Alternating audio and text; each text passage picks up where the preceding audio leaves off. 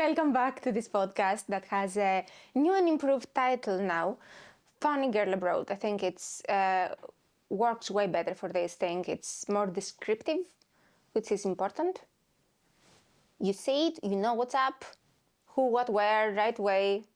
It's no time to ponder, to misunderstand, just fast, right? This is the new situation now.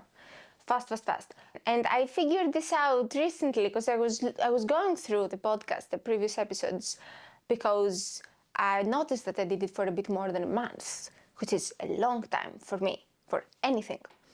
It's time to look back and to reflect, probably have an anniversary of some sort. It's like, open a bottle of champagne and like have a big party. It's time to retire, basically. It's time for me to retire after doing this for a month. And so I was looking back and I noticed something that was very interesting. I noticed that even though I thought I was talking about different subjects and just completely random topics and random things, I wasn't really. I don't know if this happens to you ever. You're talking to somebody and you end up getting a bit tired because you're trying to have a conversation with them and just, have a small talk and just, talk about stuff and talk about something, find a point of connection. But they always bring it back to something, but it's just a big thing for them, big in their life. It's a big change, maybe. It's a new parents. That's a very big thing. You talk to new parents, whatever you're talking to them about, it doesn't matter. Whatever the subject, whatever the topic is, does not matter at all, because it's always going to become about their kid or the fact that their parents, the things that they missed. They talk about restaurants, and it's about how much they've missed restaurants and how much they've missed exercising. If you talk about exercise, it's mostly about missing stuff. And then just random things. Talk about art, and they're gonna tell you about how their kid does these weird drawings and these things, and how it does with color, and how it's painting the wall, and maybe that means something. And about the night and the moon, and how their kid howls and cries at the moon and turns into a wolf. This maybe not so much, but I'm sure that it's out there together with all the other ones. Well, the point is, it's always about that thing. It's like you're playing a game, and the game is about how can I turn this topic into whatever is going on with me right now. And I figured that I didn't want to do this. I didn't plan for this. But I'm kind of doing that. Whatever I try to talk about, I end up just talking about living abroad or moving abroad or something that used to be different when I was living in Greece, and now it's different. Like that's all. That's all I can talk about anymore. I didn't choose it. I didn't plan it. But seeing to that I didn't plan it, I can't see how I can stop it at will, right? So, might as well embrace it and pretend it was the goal all along, which is too late for, but at least I can embrace it. And, it is a big topic, to be fair, pretty much like being a parent. It kind of sucks everything in as a black hole, and everything gets different meaning. And not even moving abroad, just traveling abroad is a big thing. I remember, for me at least, it was a very big thing. There's a lot of people that it doesn't really mean that much to them. Maybe there's people that are more used to being from different countries or traveling or whatever. They just have this mindset, and they don't notice it. But for me, I remember this being a huge deal. I remember the first time that I traveled abroad. It was life-changing. It was eye-opening, life-changing, world-stopping, situation. And it's not like, I mean, I knew those countries are there. I knew that there's other countries with other people and other stuff and other, like theoretically, I knew it. But the first time that I got to actually see it with my own eyes, it was like I can imagine that is how maybe people who used to be in a cult feel like once they go out, just wandering around and wandering and wandering, or the other way around, I'm not sure here, but just looking at stuff like, oh, I didn't know I could eat that. I didn't know I could wear that. Is my clothes weird? Do I look that much different? Is it? What are all those options? It's too many options, too many possibilities in the world. It's too much. I'm not accustomed. That's exactly how I was when I traveled abroad the first time. I was running around, screaming to innocent bystanders, "Take me to your leader! I want to see your leader! I'm not harmful, just take me to your leader." To know the rules. What are the rules here? What are the rules? It's also a bit like when you are dreaming. It's a similar feeling. I remember this, like you're in this different place that is like you're the one you know, but it's not really. Like, oh, I was at the post office. I was at the station. And it didn't look like the station at all, but I knew it was the station. And there were signs everywhere, but I couldn't read anything that was written on them.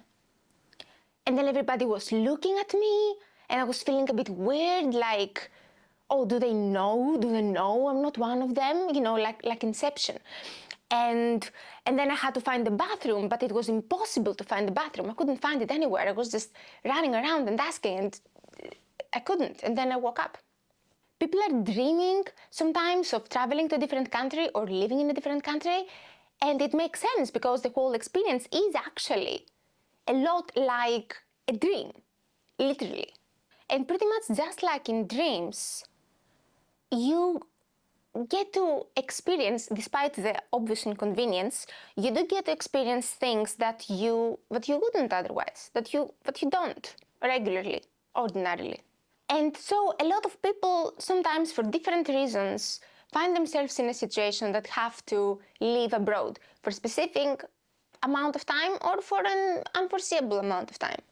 And there is so many things that you have to do to prepare yourself for this. It's crazy. It's a ton of things. But I think that it's better, and I'm speaking from personal experience. I think it's better to do absolutely nothing. I believe that when you move abroad, it's better to not prepare at all. Do absolutely nothing. Because really, even if you really prepare, what are you preparing for? You don't know what you're going to find. That's the whole point. Even if you ask others what they found, they're going to tell you what was weird for them, what they noticed, what was hard for them to get accustomed to. It's not going to be the same for you necessarily. So, unpopular opinion, just don't prepare. Don't do anything. You don't know what to prepare for. And therefore, preparing is going to fall flat. It's going to have no point. So instead of trying to prepare and then going and figuring out that whatever you prepared for was not the thing that you should have prepared for, and instead it's a different thing, instead, just don't prepare to begin with and just be ready to adapt. I believe this is a much better way to do it. And I'm not just talking here, okay? I speak from experience. I practice what I say. I moved abroad. I didn't have a passport. I moved. I came here. They asked for my passport. I said, I don't have a passport. They said, too bad. Go back, get your passport, and maybe then you can come. Like, I'm sorry, I can't leave. Did you hear me? I said I do not have a passport. I can't go anywhere. And even in this situation, even with all of this stupidity, look at me, I'm fine. I'm still fine. So what is the meaning of that? Everybody can have a passport if they really want to. It's like your birthright. It's if you want it, you will have at least one passport. There's people that have many passports. They are really prepared. And also, the more prepared you get, the more stressed you get. That's what I've noticed, at least. Every single thing that you see is going to generate thoughts and fears and worries and anxiety. When I was moving, I looked for a house. I haven't moved, I haven't even traveled to Sweden, and I'm looking for a house online. I look at suburbs, I look at through Google Maps to see the images of the neighborhood, what is there, what seems to be around, a lot of parks, a lot of quiet environments. I feel like, oh, that's beautiful. That's beautiful, that's quiet. I love that. And then I go to sleep. And then my brain, for everything that I have quiet in the day, the brain brings at night. And then I go to sleep and I dream of Swedish serial killers killing people, as serial killers do, and burying them in parks. And that's what the parks are for. That was the parks are for, according to my dream. The reason for all those parks is because we need space for unidentified bodies. It's graveyards, basically. It's graveyards on anything but name. So, how did this preparation help me? I mean, I did find a house, but I did find an apartment by a park, and that was good, I suppose, but it was also extremely stressful, and I'd rather not have had this. Everything else I was unprepared for. That was the one thing. That was the one thing I actually tried to prepare for, and it gave me nightmares. Every other thing I was completely unprepared for. Did it work? Yes. And without the nightmares. So, I don't know. I'm just saying. I would say actually it's even worse to figure out how to prepare the others, not so much yourself. Because yourself, you need no preparation, we solved that. Okay, but what about everybody else? What about your friends and family and all the people that you're going to leave and they're gonna miss you? Maybe. How do you deal with this? It's very awkward, and it's awkward for them. I think it's harder for them than for you, to be honest. They have to act. They have a very narrow, how should I say, a very, very narrow spectrum of reactions. They can't be too sad. They can't be too happy either. So it has to sit perfectly in between. It's very hard to nail. You need to have a lot of compassion and be patient and understanding. Every reaction is completely fine. It's just that the awkwardness makes it a little bit extra. And, expect to be surprised by what happens, because also different reactions have different effects that is very hard to predict. It's impossible. I mean, I remember this is a cool story. So the time that I moved abroad, around the same time, I was studying in Greece and then I moved and continued studying in Sweden. And around the same time, there was this other guy in the circle, like a peer around the university, that was also going to continue studying in a different country. Pretty much just like me. But there was a big difference, huge difference between me and that guy. That guy, people liked. So, because of that, the news of him leaving was like a huge thing. from one day to the next, everybody was talking about it. Everybody was helping him prepare. There was a huge goodbye party. Everybody, gathering together to say goodbye, gathering money, donations to help him set him up in the new country. You would think that he's dying with the reaction, with how everything was. You get sucked in the psychology of the mass. I think I maybe even donated to him moving when I should have been donating to myself moving. That's how strong this is, the community organizing itself, to help and protect and support and all those things. So the guy leaves and he's back in a week.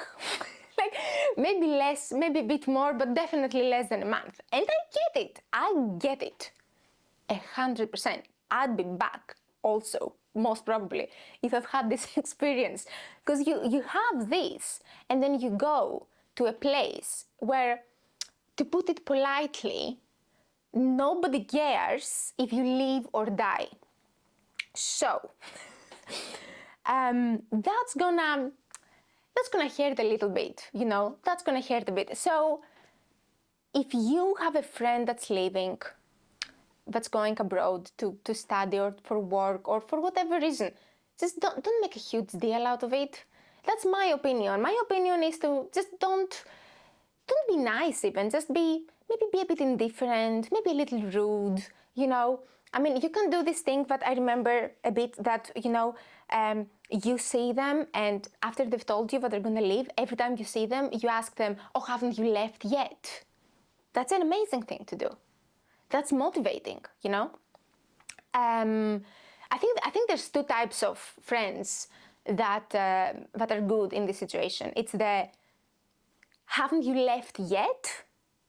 And the, oh, when did you leave?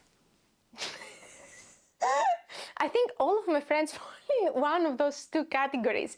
And it's perfect, it's amazing, it takes the pressure off, right? So, I mean, do you want to be a nice friend or do you want to just look like a nice friend?